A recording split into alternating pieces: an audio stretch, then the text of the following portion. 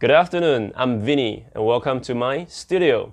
You know, technology has evolved to the point where anyone can go online, shop for the equipment they need with a few clicks away, and they can easily build their own home studio. Do they actually work or do they actually turn out crappy? Well, I've built up a pedal board here, a simple one with equipment that I need to make my multi-track recording in a very streamlined and efficient manner. Let's take a look.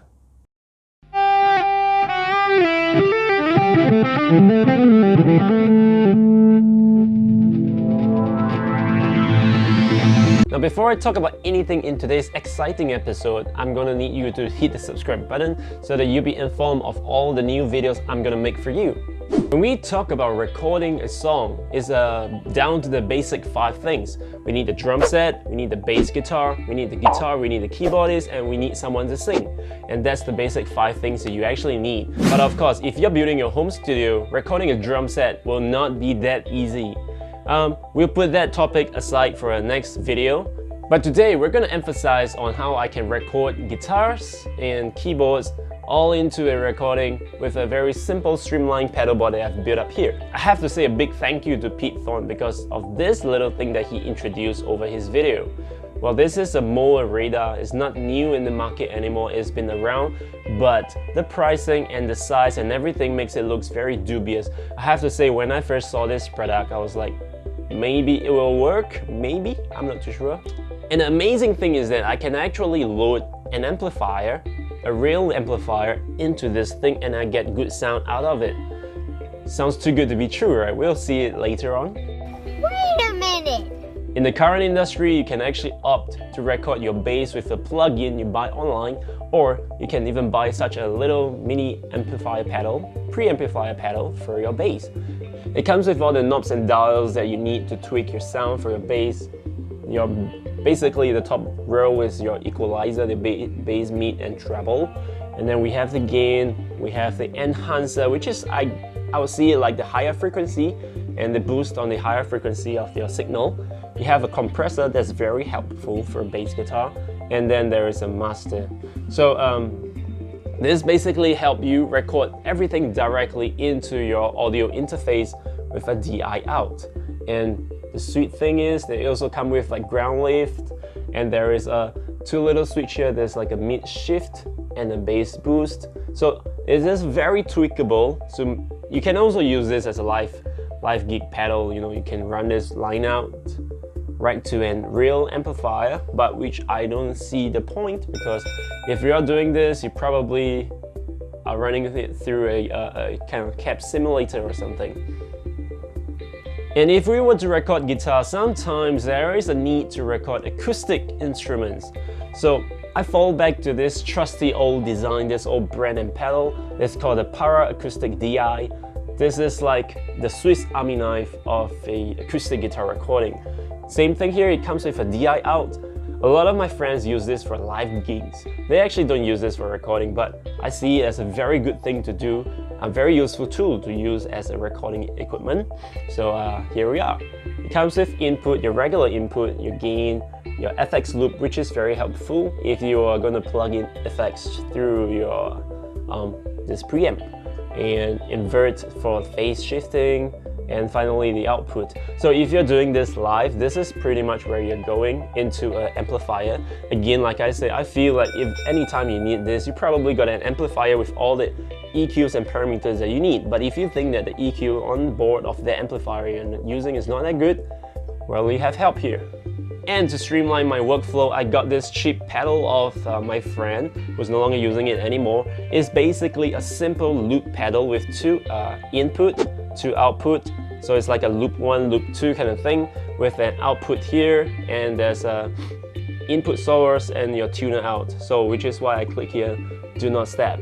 Well, originally I used this for our recent recital, school performance, where our kids use this to switch between the iRig and the direct input. So if their equipment, for example, they turn up on stage with the ukulele without any pickup, they'll go through the iRig system and just make sure that it's checked in iRig. Or if they are using an acoustic guitar with a plug-in, they go direct into the system. Very handy. So I'm keeping this on my table to switch between sources that I need. Audio interface, I used to use this system, the Onyx 820i. It's a premium Firewire recording mixer.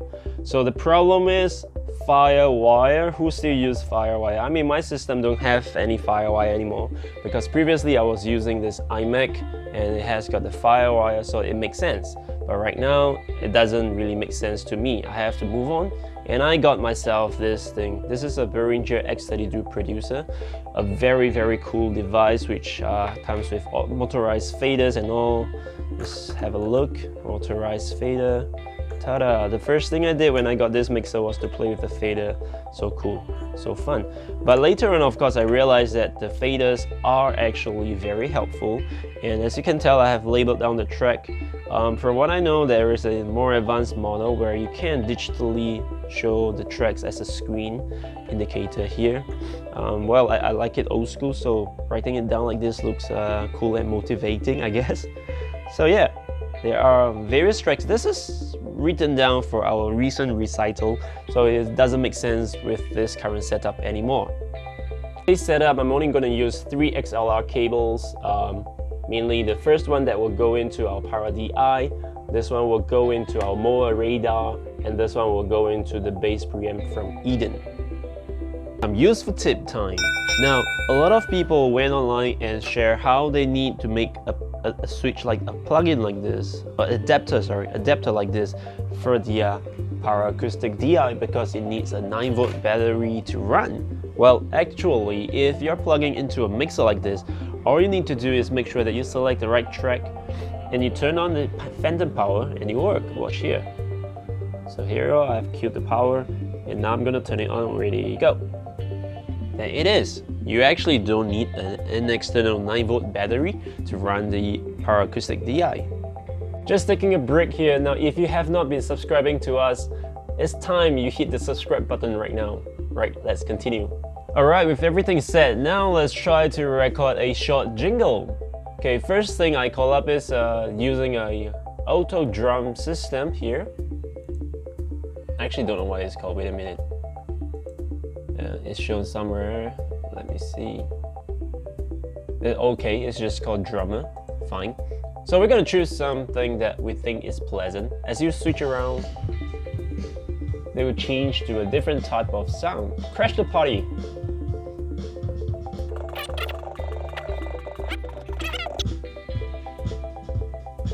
Yeah, this is fine. This is nice. I like this. So let's go on with this. Now I've got that track. Next thing I need to do is to lay down an acoustic track. I think the first thing I will do is an acoustic track. So I'll use microphone and I have to choose the right input. In this case, I need to go for input 4 on my mixer. Create. It'd be a good idea to mute the signal before you plug it in. Great idea to mute it. I was saying, it's a good idea. It's a good idea to always mute the channel before you jack it in. To streamline your workflow, perhaps at the initial stage, you need time to tweak your power EQ. But after that, right, it's pretty much plug and play.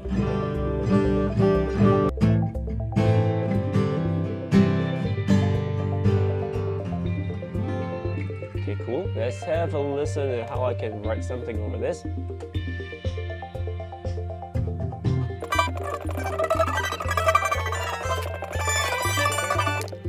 So I'm gonna record this track over the basic drum beat and let's have a listen. Here we go.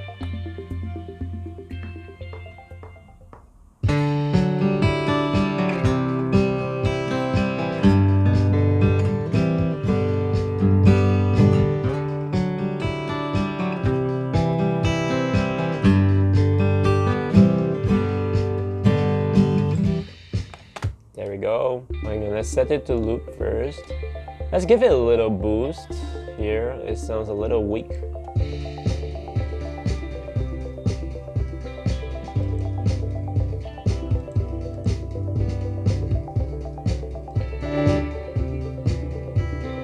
Yeah. Maybe a little EQ.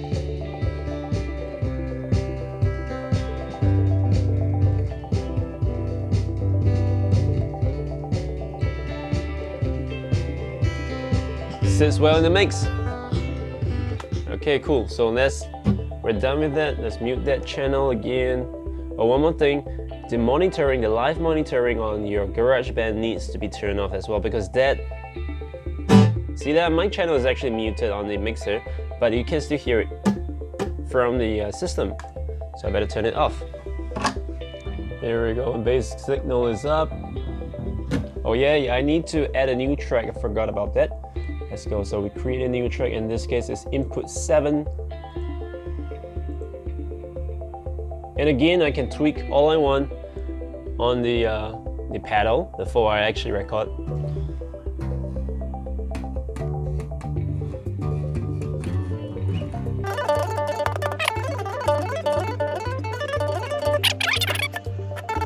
Here we go, let's record the bass guitar.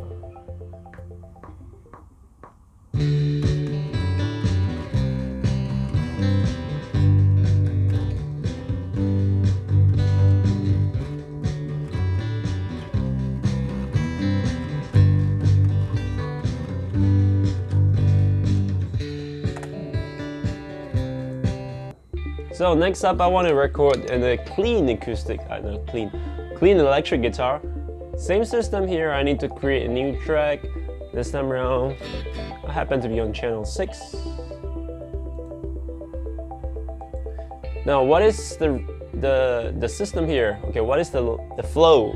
Is going from my guitar to a pedal board, which I'm actually not using anything, and into my Mesa Boogie Mark V on the clean channel, and then it's sent out from the effects send into the motor radar. Now, if I turn off the effects channel, this is from my motor radar, and this is back to my amplifier. As you can tell, I'm not too sure if you can tell, but the tone is exactly the same. I will say exactly. Just that it's a lot louder, a lot stronger. Oh, sorry. It's a lot louder and stronger over my 412 speaker cabinet. Of course, it's four speakers pumping out the signal as compared to my 2 and your computer or your phone speaker. So yeah, that's the difference in modern day technology. So, but is it usable? Let's find out. The electric guitar track, here we go.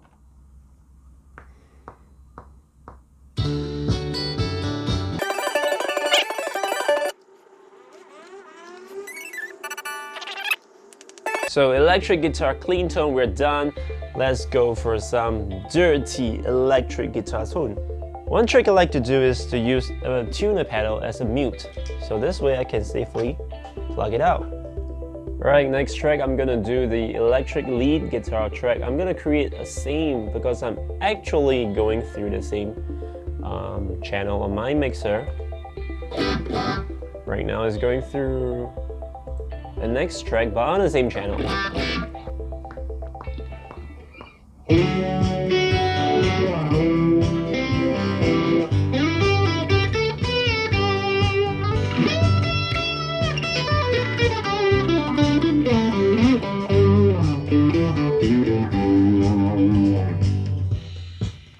And that's it. I've just created a jingle all within an hour, and I think that's quite impressive.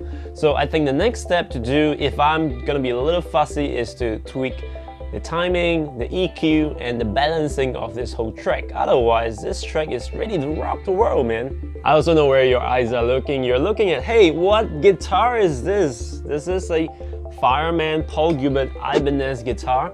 However, I did not get this like this, as in what I mean is, I didn't buy this looking like this with the 3 mini humbucker.